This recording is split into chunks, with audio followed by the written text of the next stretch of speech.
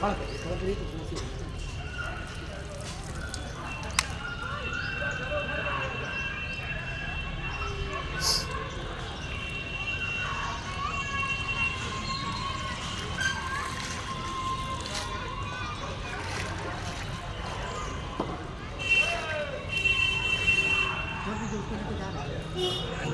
रहे उसको उठा लीजिए मत नीचे से जहाँ निकलेगा तभी उठेगा वहाँ निकलेगा तभी वो निकालेंगे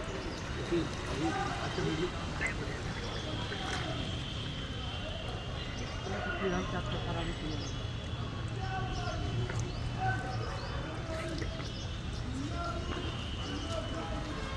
भैया प्रणाम। नमस्ते। आइए आइए थोड़ा सा आप भी हाथ लगा दीजिए तो ये वाला आइए। कम से कम हर बार आपका हाथ लगता है और आप देखें कि पहरिया तालाब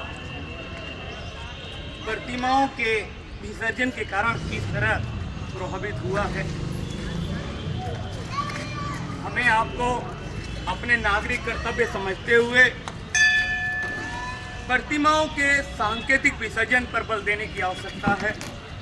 हम लोग प्रतिमाओं को लाएं तालाब के किनारे, कुंडों के किनारे, केवल जल छिड़क कर उसको पवित्र मान लें। और इस सांकेतिक विसर्जन से आप देखेंगे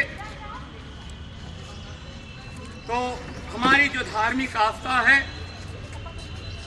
उसकी भी पूर्ति होगी और जो ये तालाब, कुंड, पोखरे प्रतिमाओं के विसर्जन के कारण प्रदूषित होते जा रहे हैं वो भी कहीं न कहीं सुरक्षित रहेंगे। एक तरफ हम लोग विकसित भारत की संकल्पना कर रहे हैं 2047 में, वहीं आप देखें तो अपने जल स्रोतों को जो तालाब रूप में है, कुंड रूप में है, पोखरे रूप में है, वह देखिए किस तरह हम लोग प्रभावित कर रहे हैं। जल नहीं होगा तो शायद कल नहीं होगा। और एक विकसित राष्ट्र के लिए जल की जो महत्ता है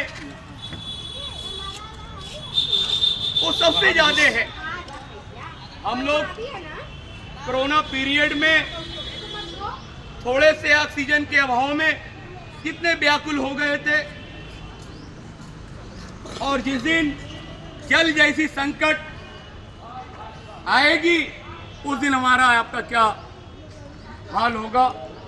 तो कल के लिए हमें जल बचाना है, कल के लिए अपने तालाबों, कुंडों, पोखरों को सुरक्षित रखना है और यह तभी संभव होगा जब हर नागरिक इसमें अपना सहयोग करे।